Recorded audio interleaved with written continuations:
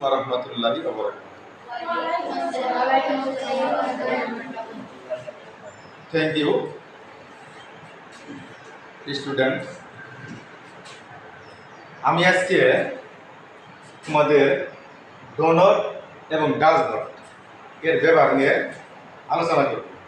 তো কথিত আছে যে দুইটা জনের যদি কোনো শিক্ষার্থী আয়ত্ত করতে পারে তার জন্য গ্রামার একেবারে সহজ হয়ে যাবে।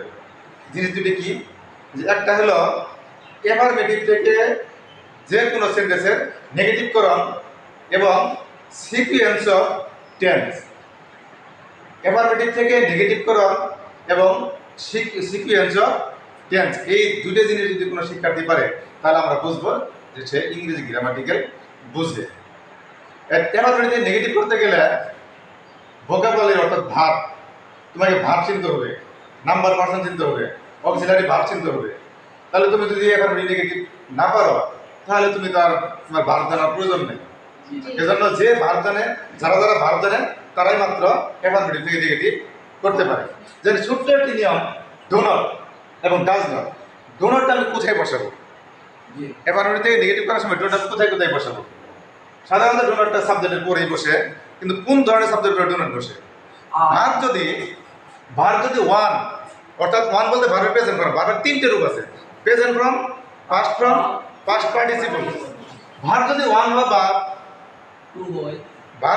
হয় বা প্রেজেন্ট ফর্ম হয় তাহলে শর্ত হলো subject I, we, you, they, pronoun.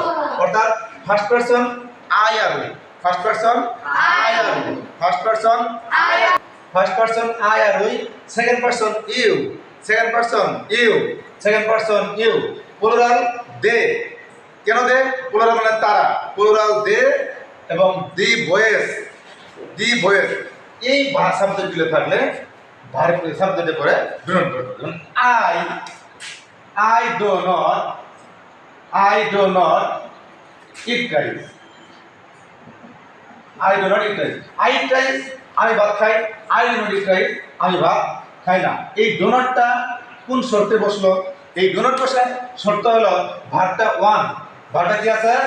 One আছে। ভার্বটা ওয়ান আছে এবং সাবজেক্ট কি আছে? আই। আমি আগেই বলছি যে ভার্ব যদি ওয়ান হয় এবং সাবজেক্ট যদি I, we, you, they, plural হয় তাহলে তারপরে ডোনট বসে। তাহলে আমরা এইভাবে করতে পারি, I eat rice, I do not eat rice, we eat rice, we do not eat rice, you eat rice, you do not eat rice, they eat rice, they do not eat rice. তাহলে আমরা এইভাবে করতে পারি। তাহলে ডোনট কোথায় বসাবো?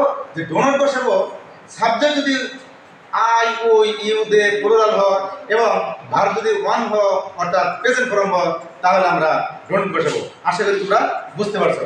Does not কোথায় বসাবো? সাবজেক্ট যদি থার্ড পারসন সিঙ্গুলার অর্থাৎ হি, সি, ইট বা যে কোনো নাম হয়, হি, সি, ইট যে কোনো নাম, হি, সি, ইট যে কোনো নাম হয় তাহলে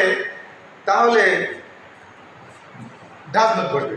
যখন ডাজ নট করবে তখন মূল ভার্বের শেষে এস বাই এস উঠে যাবে। এই যে এখানে দেখছো তোমরা ভার্বের শেষে ইট, ভার্বের শেষে এখানে কোনো এস নাই, আমার এখানে এস আছে। এসটা কেন দেওয়া হয়েছে? আমরা জানি যে কর্তা বা subject third person singular number হলে ভার্বের শেষে এস বাই এস আসে বসে। আমরা সহজ করে বলতে পারি যে আমরা নেগেটিভ করার সময় যখন দেখবো যে ভার্বের শেষে এস বাই এস আছে, আমরা কেবলমাত্র তখনই ডাজ নট দেবো। যেমন হি